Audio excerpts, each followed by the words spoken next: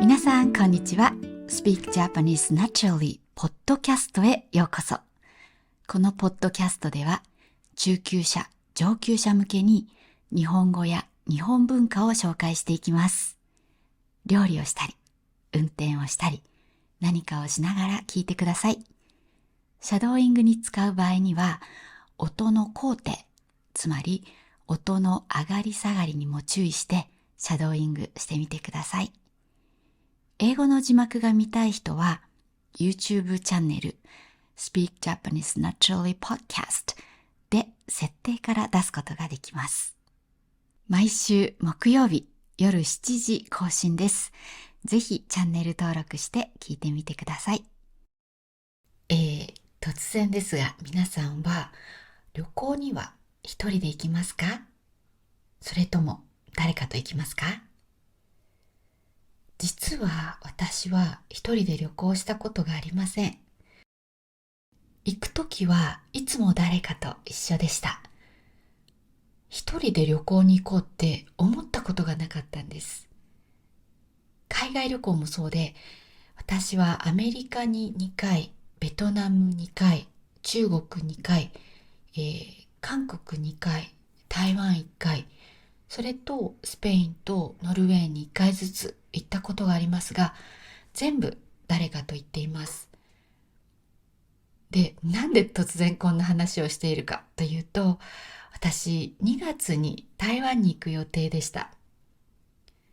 でも一緒に行く予定だった友人が体調が悪くて行けなくなっちゃったんですね。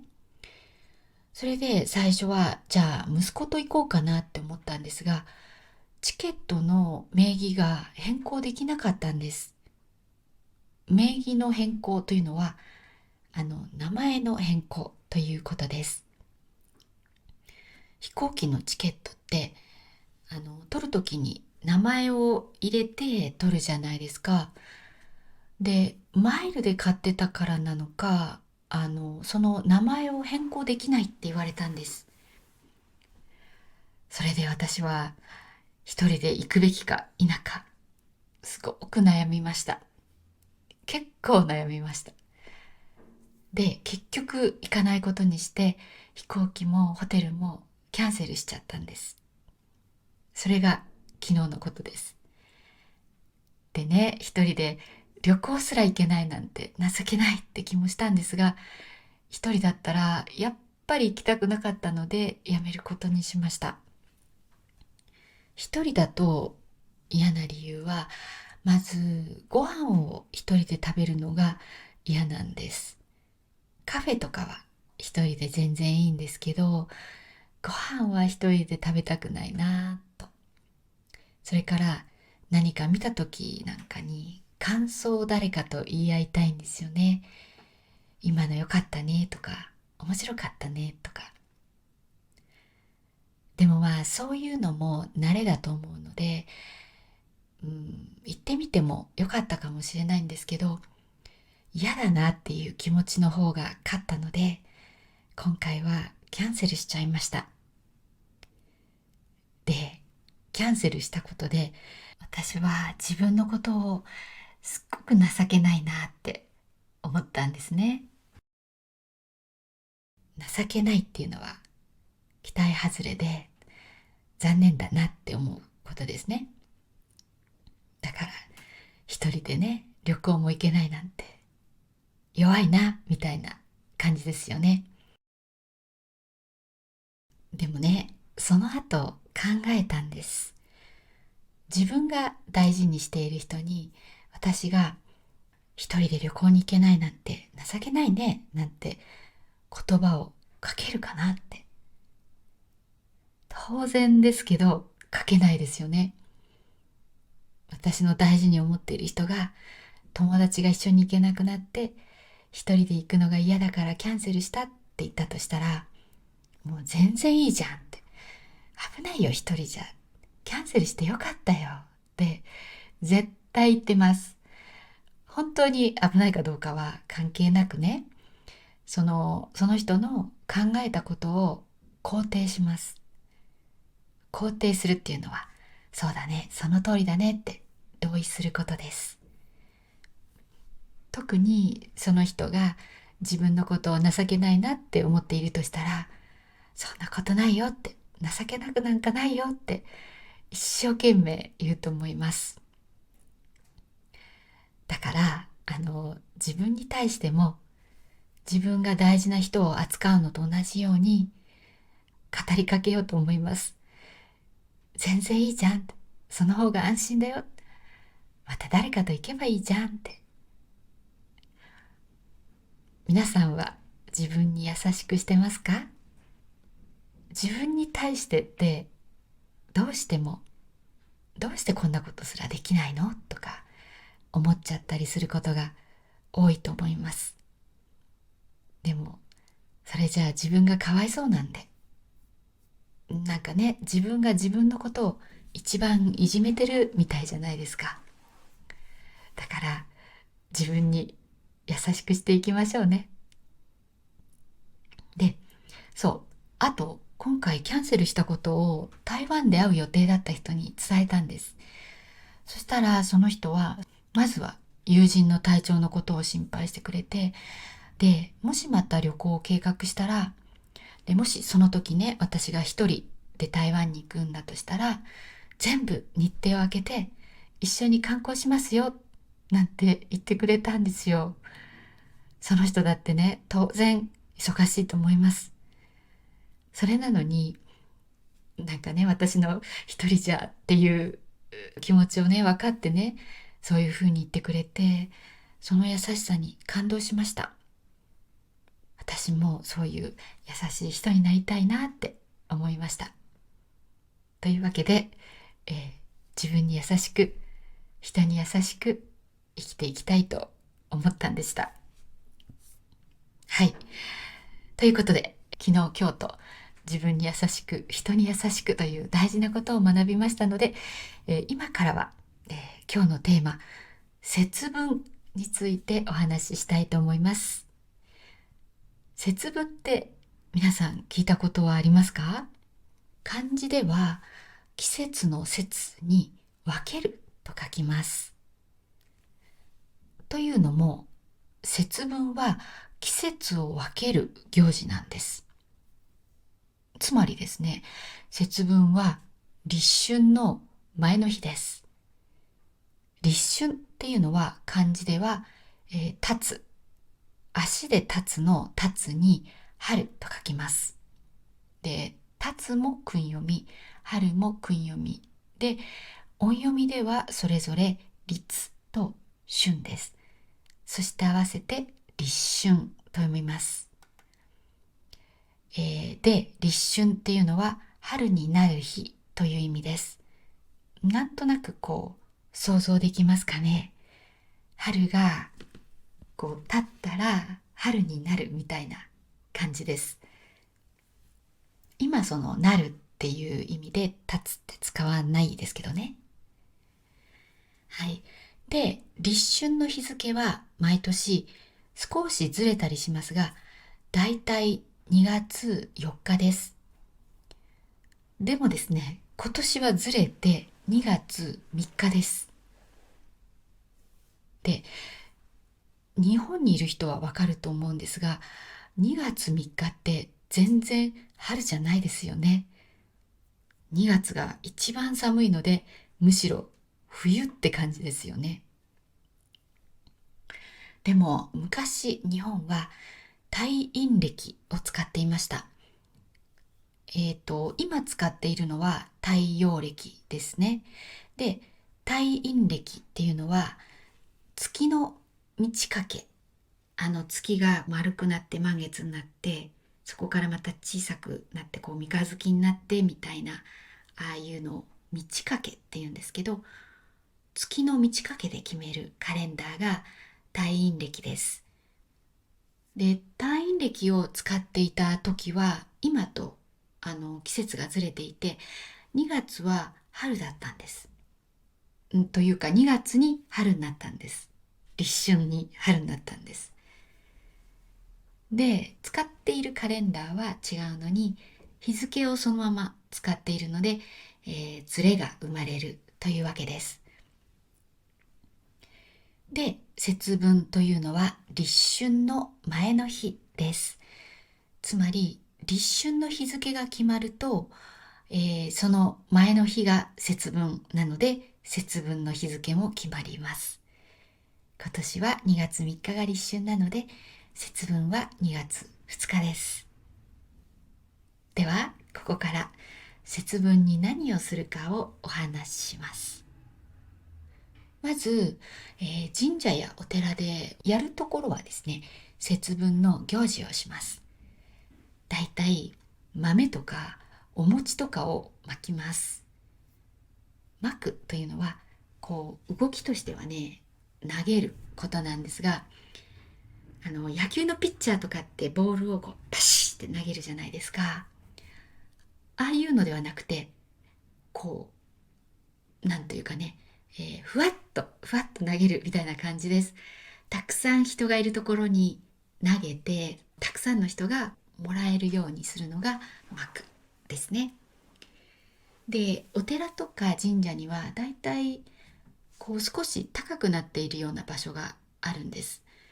で、そういうところから下にいる人たちに、下って言ってもそんなにすごく高いわけじゃないんですよね。ちょっと高くなってるぐらいです。で、そこから集まっている人たちにこう豆とかね、餅とかね、お菓子とかを巻きます。で、まあ最初に言った通り、全部の神社とかお寺でやるわけじゃないんですけど、もしたまたまね、今年2月2日に神社とかお寺に行った時に、なんか人の数が多いなって思ったら、多分それは節分の行事で集まっている人たちだと思います。こうなんかね、そうやってまいたものを拾うのって楽しいんですよ。もしね、直接こう受け取れたりしても楽しいし、下に地面に落ちちゃったとしても、普通はだいたい袋とかに入ってるから汚れないです。中はね、綺麗で食べられます。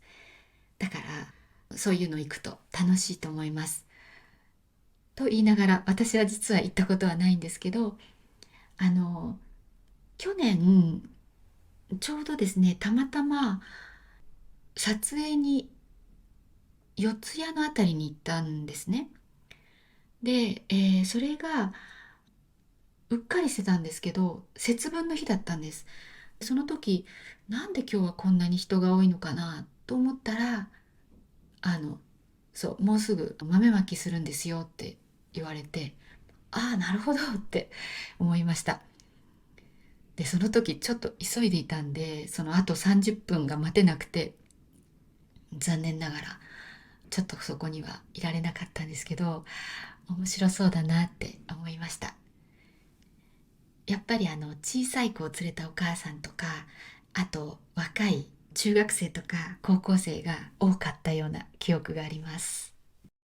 で、家では何をするかなんですけど、家では豆をまきます。豆というのは大豆のことです。大豆は醤油とか豆腐とか納豆の原料になるものです。日本人の食事に欠かせない、つまりなくてはならないものですね。その大豆をいったものを使います。いるっていうのは、大豆の場合は油を使わないで、こうフライパンに大豆を入れて、そのガスの上で焦げないように動かしながら火を通します。で、水分を飛ばすんです。水分を飛ばすっていうのは、こう水分がなくなるまでこう火にかけるってことですね。まあ、とはいえ、もう今は普通はいった豆が売られているので、みんなそれを買ってきます。で、それをですね、鬼は外、福は内と言いながら巻きます。さあ皆さん、鬼って知ってますか？漫画とかアニメが好きな方で、鬼滅の刃、Demon Slayer を知っている人は、その Demon って訳されているのが鬼です。鬼滅の木の漢字が鬼の音読みです。で、訓読みが鬼ですね。で、ただ、鬼滅の刃を見ていると、鬼のその見た目がかっこよかったり、綺麗だったり、かわいそうな事情があったりしています。で、でもですね、普通の一般的な鬼というのはそうではなくて、ただ単に怖いものです。鬼ってひらがなでいいので、画像検索、イメージ検索をしてみてください。多分まずは赤い鬼がいっぱい出てきます。赤い鬼は赤鬼と言います。赤いからです。で、大体鬼は肌の色が赤か青か緑で、髪がもじゃもじゃしていて、角が生えています。角っていうのは羊とか牛とか鹿とかの頭に生えている硬いやつです。だからね、この見た目の通り、素敵なもんじゃないんですよ。で、この鬼っていうのは悪いこととか悪いものを象徴しています。象徴っていうのは表すことです。だから鬼って言ったら、その鬼そのものというより、いろんな悪いこととか悪いものを含んでいるということですね。で、さっき豆をまくときに鬼は外って言ったんですが、鬼は外、つまり悪いことは家の外に出します。それで鬼は外と言いながら豆を家の外に向かってまきます。その後、福は内というんですが、福というのは、いいことを表しています。鬼の反対です。で、内は中という意味です。だから、いいことは家の中に来るようにということで、福は内と言いながら、今度は豆を家の中に向かってまきます。ただですね、豆をまくといっても、最近は小分けの袋といって、袋の中にさらに小さな袋に入った豆が入った状態で売っていることが多いです。つまり袋を開けると、その中にもっと小さい袋が入ってて、その中に豆が入っている。それを小分けって言うんですけど、そういうのが多いので、最近は小分けの袋のまま巻く人も多いんじゃないかと思います。そうすれば豆がね、袋に入っているんで掃除もしやすいし、その巻いた後の豆も汚れてないから食べられます。で、今日本に住んでいる人とか日本にいる人は、スーパーとかコンビニで豆と、それから鬼のお面が売っているのを見ると思います。お面っていうのは顔につけるマスクみたいなやつですね。目のところだけ開いてて、で、あと鬼のお面なんかは一枚のペラペラの紙なんですけど、穴が開いてるから耳のところに、そこにゴムを多分自分で通して、それを耳に引っ掛けて、この前から見た人からはその顔の部分が鬼になっていると。それがお面です。で、保育園とか幼稚園とかね、学校に行く前の小さい子たちが行くところでは、鬼のお面をね、先生がかぶって鬼になって子供たちにわーって行くんです。そうすると子供たちが鬼は外って言って、そういう鬼に豆を投げたりします。で、小さい子たちにとって鬼は怖いのでね、泣いたりすることもあるみたいです。だからなのか、売っている鬼のお面は結構可愛いイラストのものが多いです。でも、たとえ、まあそういう可愛いイラストでも小さい子にとって、なんかそういう変な顔がね、近づいてくるのっていうのは、多分きっと怖いんだろうなって思います。で、こういう豆とか鬼のお面は、お正月を過ぎると、もうね、お店で売り始めてました。あと、今はですね、恵方巻きというものの予約をいろんなお店でやってます。恵方巻きというのは太い海苔巻きのことです。海苔巻きというのはお寿司の一種です。ご飯の真ん中に、例えば魚とか卵とか焼いてある卵ですね、甘く。あとは野菜とかが入っていて、で、その周りを海苔でこう、くるくるくるって巻いたものです。でそうするとなんか太い一本の海苔の巻いたご飯みたいのになります。おにぎりとは違います。で、その海苔巻きは普通こう切って売っているんですが、恵方巻きは切らないで一本の状態で売っています。で、節分の日には縁起のいい方向を向いて恵方巻きを一本食べ終わるまで黙って食べます。縁起がいいというのはいいことが起こりそうとかラッキーなことです。で、恵方巻きの恵方は縁起のいい方向という意味です。で、縁起のいい方向は毎年変わるんですが、今年は西南西だそうです。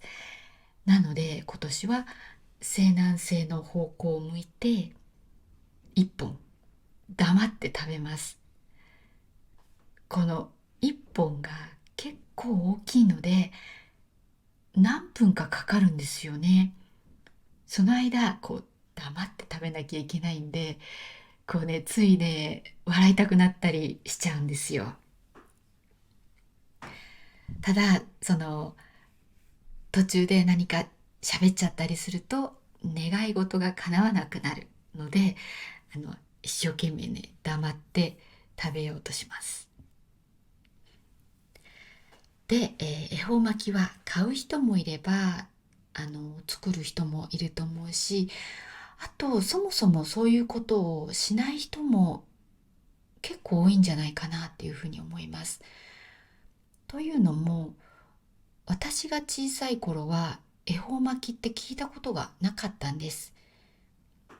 関西っていうのは大阪とかあっちの方なんですけど、大阪とかの関西の方でもともとあった風習だそうです。で、それを広めたのがコンビニチェーンのセブンイレブンだそうです。日本全国のセブンイレブンで恵方巻きを売り出したので、それで恵方巻きが全国に広がったそうです。で、全国で売り出したのが確か1999年。だから言ってみれば、まあ、ここ20年ぐらいの、流行りといえば流行りと言えるのかもしれません。で、この恵方巻きが、結構前なんですけど、食品ロスの問題で話題になったことがあります。食品ロスっていうのは、食べられるものをゴミとして捨てることです。恵方巻きは節分の日に食べるものなので、節分の日にしか売れません。で、節分の次の日、立春の日にはもう売れないんですよね。なので、え恵方巻きを大量に作って、それが売れ残ったので、大量に捨てるということが起こりました。そして、そんなもったいないことをしていいのかで話題になったことがあるのを覚えています。関東の方では東京を中心としたあたりですね。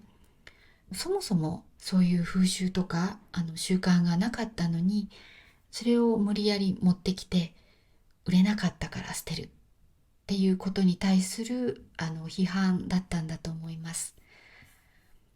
で、多分そういうこともあって、今ではですね、コンビニでも恵方巻きは予約制になっています。つまり事前に注文しておくっていうことですね。この前ファミリーマートに行ったら、恵方巻きのチラシがレジの横に置いてありました。なんでそれをもらってきました。チラシっていうのは宣伝が書いてある紙のことですね。で、今見てみたらですね、恵方巻きの予約開始がなんと12月20日でした。クリスマス前ですね。びっくりしました。そんな前から予約が始まっていたとは。で、予約の締め切りが2月2日に受け取る場合、節分の当日に受け取る場合は1月30日までと書いてありました。結構ギリギリまで大丈夫っていうことですね。で、チラシにはいろんな恵方巻きが載っていました。海鮮といって魚が入っているのとか、牛肉のとかね、結構美味しそうなのがいろいろ載ってます。なんですが、こういうのはね、絶対に自分で作った方が美味しいので、今年は作ろうかなって思っています。去年はうっかり作り忘れました。やっぱり恵方巻きは私の中で習慣になってないっていうことなんだと思います。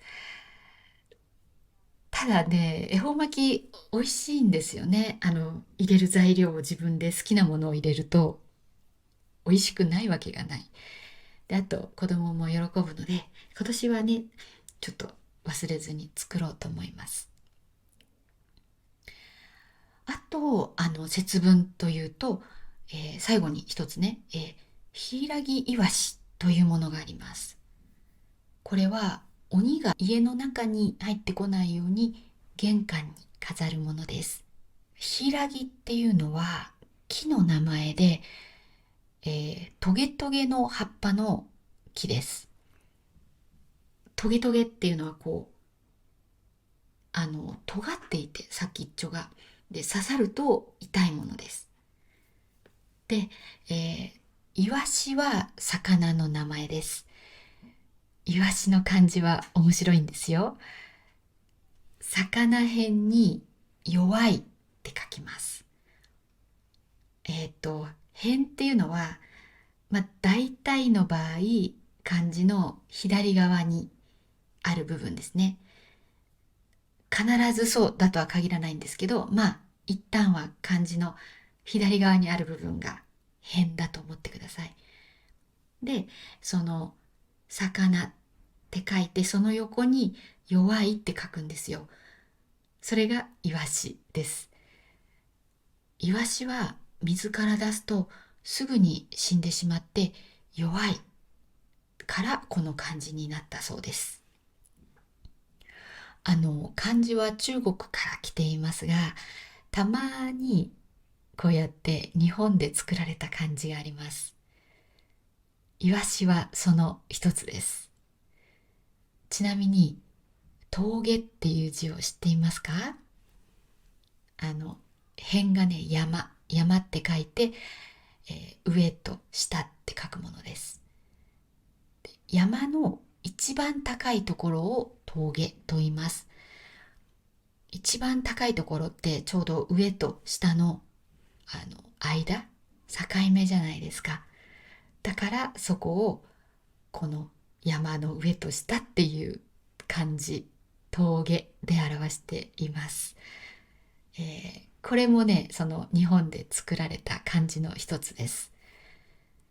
ちなみにこの峠っていう漢字はさっき話題に出した鬼滅の刃、デーモンスレイヤーの作者後峠小夜春の後峠の峠の部分の漢字がこれです。はい。話がそれましたが、ヒイラギイワシの話に戻ります。イワシを焼いた匂いは鬼が嫌いなんだそうです。で、ヒイラギのトゲトゲの葉っぱはこう刺さって痛いですよね。だからやっぱりこれも鬼が嫌いなんだそうです。だからこうイワシを焼いて体の部分は人間が食べて、で頭の部分をヒイラギの葉っぱのついた枝にプスッと刺して、でそれを玄関に飾ります。でそうすると玄関から中に鬼が入ってこれないというわけです。でこれがヒイラギイワシです。でこれはですね、私話は聞いたことあるんですけど、一回もやったことがないです。でただですね、山梨に住んでいる子が毎年やってるっていうから、あの山梨ではやるのかなと思って、他にもいろいろ山梨の人に聞いてみたんですけど、あんまりやる人がいなかったですね。最近はやらないのか、ネットで調べたらどっちかっていうとこれも関西の方でやってるところがあるっていうふうに書いてあったので、やっぱりすごく地域によって違うのかもしれません。でもこのヒイラギイワシは面白いなって思います。はい。じゃあこれでね、だいたい節分の話はしたかなと思います。まとめますね。えー節分は立春の前の日で、今年は2月2日が節分です。節分の日には鬼は外、福は内と言いながら豆をまきます。そして恵方巻きを縁起のいい方向を向いて黙って食べます。また、ヒイラギイワシというトゲトゲの葉っぱと魚の頭を玄関に飾る人もいます。はい、いろいろ節分特有の言葉がたくさん出てきたと思うんですけど、無理して覚えなくても大丈夫ですよ。ただこういうのがあるんだなって、もし楽しんで聞いていただけたなら、よかったなと思います。どうでしょうかね。もし他にも日本のことでこういうことが知りたいとか、前こういう言葉を聞いたんだけどこれはどういうことですかみたいな質問があったら、ぜひコメントに書いてください。では最後に一つ宣伝です。日本語の発音を良くしたいと思っている方のためにサブスクのコースを作っています。発音、リズム、ピッチアクセント、イントネーションについて学んで、それを実際に自分が話すときに応用していこうというコースです。あとはPronunciation Challenge といって、皆さんの発音がどうなのか私がチェックするイベントもそのサブスクコースでは毎月やっていますので、自然な日本語を話したいとか、なんか自分の発音を良くしたいと思っている方はぜひチェックしてみてください。ただですね、このコースは今のところ英語での説明しかないんです。動画コースなんですけども。だから早いうちに日本語で説明している動画も追加したいと思っているので、ちょっと待っていてください。はい、では今日も最後まで聞いてくれてありがとうございました。皆さん、良い一日をお過ごしください。また次のエピソードでお会いしましょう。またね。